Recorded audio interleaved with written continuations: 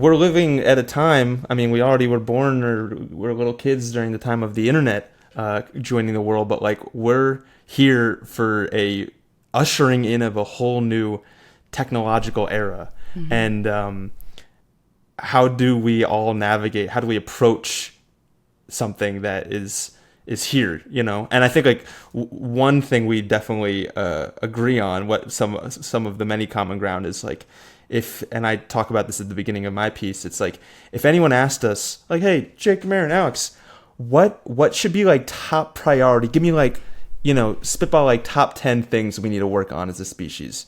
AI wouldn't have been on a top like 10,000 list for any of us. So this is not something that we wanted. This is definitely not something that I wanted. No.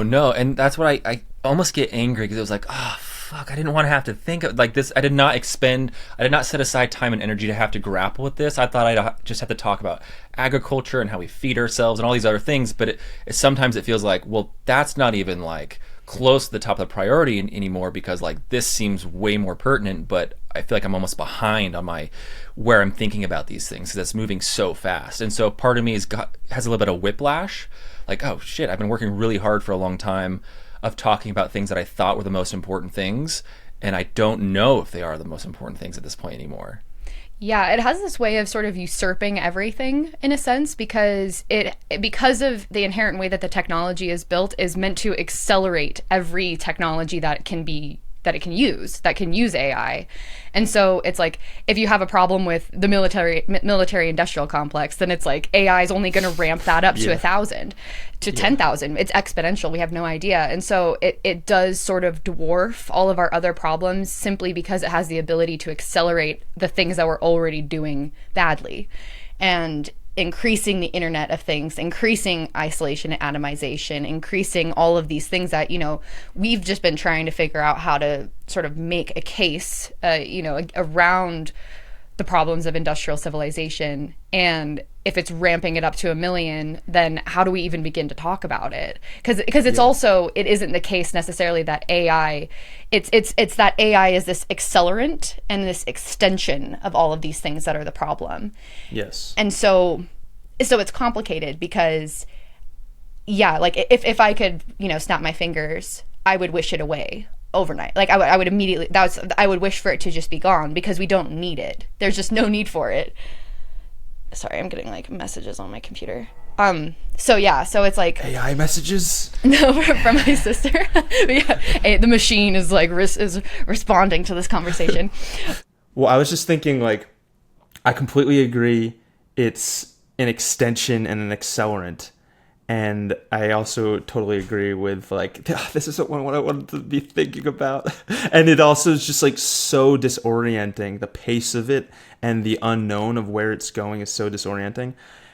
Just as we're talking right now, I'm remembering this moment when I'm going to guess like, 13, 14, and I was making movies with my video camera and then would put it on my desktop computer, and I had this editing software on this CD-ROM that was always crashing. It was like a complete disaster. And shout out to my dad. He would spend like his Sunday troubleshooting with me, like how to not have my like file for the movie I've been working on for like a month, like just get completely like deleted. Like it was crazy how bad this software was and how much time was spent agonizingly like trying to just like resolve it in order to, do the creative fun part of the process. And I remember it was like late at night, I was exporting something, I've been like, this was my passion project, I've been working on this, and it was failing and crashing, and like, do you remember the blue screen of death?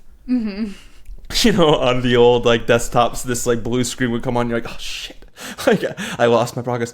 And I was like pacing back and forth in my bedroom, really like freaking out, like feeling like an existential, like overwhelming, just like terror of like everything is terrible. I'm like, and I think it was because I'm like, here I am so attached, my humanity is so attached to this machine and this equipment that is fucking with me, and it's devastating me emotionally, and it's like taking from me this creative thing I've been working on. Like I might actually lose it. And I was like, hyperventilating a little, and I kind of just like had this moment of just like, okay, okay, hold on. And I just like remembered like my 2 feet are on the ground, like I'm breathing, like this is just, electricity and metal and noises. Like I'm still here. I'm still a creative person. Like it's incredibly frustrating. It's slowing me down, but I just didn't want it to like take my sanity. And I feel like how I want to approach the onslaught of this totally unprecedented new technology that is being jammed down all of our lives is to just also try to be skeptical and manage it wisely, and critique it, of course, but also like just not let it destroy my equanimity. Sounds like you're doing a good job of it. I think I'm doing a bad job of it. Every day I wake up and I'm like, what's the point anymore? Well, yeah, that too.